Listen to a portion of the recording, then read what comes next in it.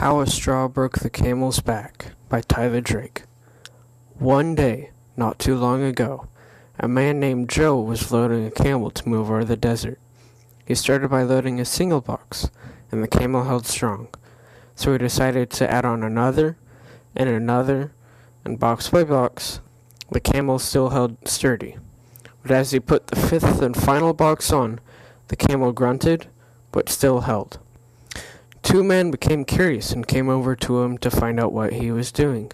The first man said, "Your camel's just about to break."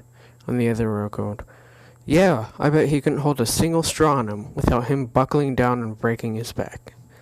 "Oh yeah?" Joe pronounced. "How much would you like to bet?" And both men held out $5 each. So Joe decided, "Fine, hand me a piece of straw." So the second man set off to find a single piece of straw, and the first stayed behind.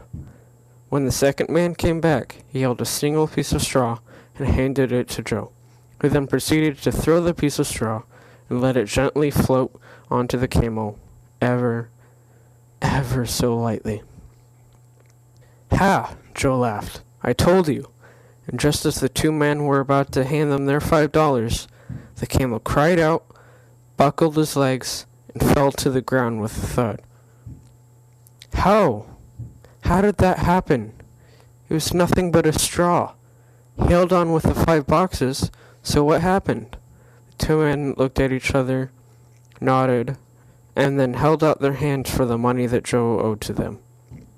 So Joe reached into his pocket and gave the two smiling men the $10 that he owed. It was not just the straw, but all the things that added up, and even something as light as a straw could send your camel falling to the ground. Now, take the story, replace the camel with your teacher, Joe with you, and the boxes as the problems that you have been loading your teacher with.